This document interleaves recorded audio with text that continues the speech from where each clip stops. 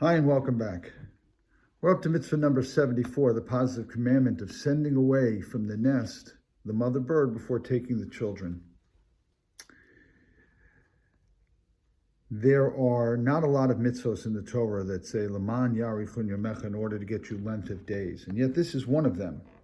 To get you length of days, you have to send away the mother bird before taking the children. We're going to read it inside momentarily, but keep inside that obviously this is a very significant mitzvah, and we're going to try to understand a little bit why it is that it's so significant. Okay, inside.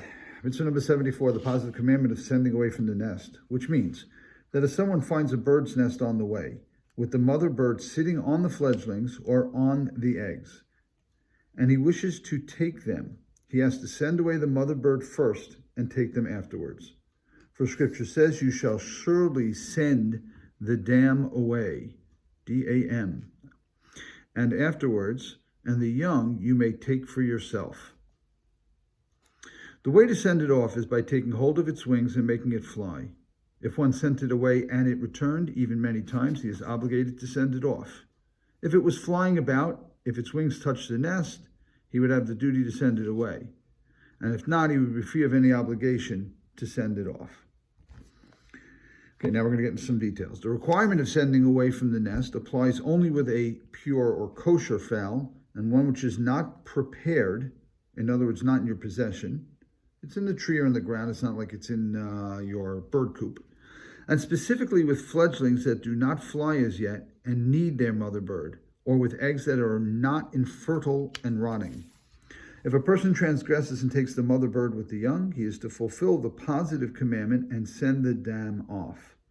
If he ritually slew the mother bird or it died before he sent it off, so that he can no longer fulfill the positive commandment, he has thus violated the negative commandment.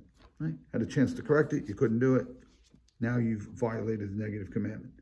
So likewise, if someone came along and seized the mother bird from his hand and sent it away, or it fled out of his hands without his knowledge against his wish, he is to receive whiplashes for violating a negative commandment, 189, taking the mother bird when the eggs are there, since he plainly did not observe the positive commandment. If he took the mother bird and clipped its wings so that it could not fly, and then he sent it off, he should be given whiplashes for disobedience, and he is to keep it with him until its wings grow back, and then he is to send it away. A lot of detail. It is enforced everywhere at every time for both man and woman. It's a very interesting statement in the Mishnah, which says that if a person prays that God should be merciful upon us, like God is merciful upon the bird that's sent away, Mishatganosa, we silence him. That's nonsense. That's nonsense. So the rabbis want to understand why that is, and the reason that's given is because we don't want to ascribe particular reasons to mitzvahs in sort of any absolute way, like, well, obviously there's no other way to understand this than. Okay, that's not the case. Unless the Torah tells you the reason for the mitzvah, then, we shouldn't be assuming that it's a question of mercy. As a matter of fact, if it was a question of mercy, halachically, you would expect it to apply to a much wider range of birds, not just kosher fowl, but any bird, right? You want to act in a merciful fashion. So what's the difference if it's a blue jay or if it's a chicken? Why would it matter? So if it was about mercy. However, at the same time, we should be aware that if we're not making a blanket description, we can talk about the fact that this is a merciful behavior. We're not applying an absolute ascription that the reason is mercy. We're just saying this appears to be a merciful behavior. God is trying to teach us something about being merciful.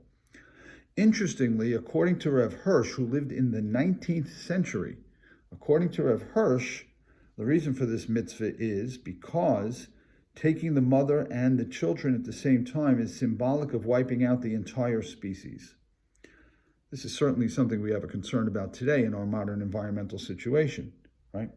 We don't want to be, we're taking great care. We realize that species are being wiped out at an incredible rate, and certainly that's an important sensitivity nowadays, is we don't want to wipe out the species. What's particularly interesting about the fact that Rav Hirsch said this is he said it in the 19th century, before there was environmental consciousness.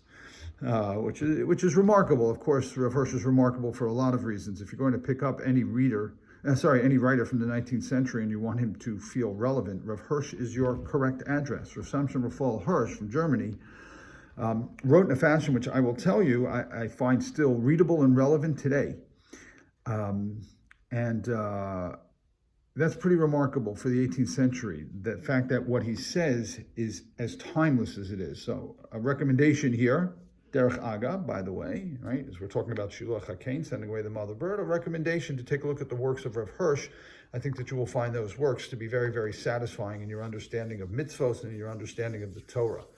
Rav Hirsch's commentary on the Torah, which is available in 6 volumes, because it includes the Haftorahs, from really any bookstore that carries translated books, is a very, very worthwhile investment. I think that you will find it to be well written and well expressed, despite the fact that it was translated 50 years ago. It's not thou and thee, and it's really very readable.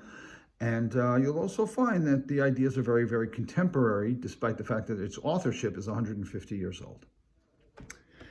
Okay, next time, mitzvah number 75 will be, it is a positive commandment to make a parapet about one's roof and to remove every stumbling block and possible cause of accident from one's house.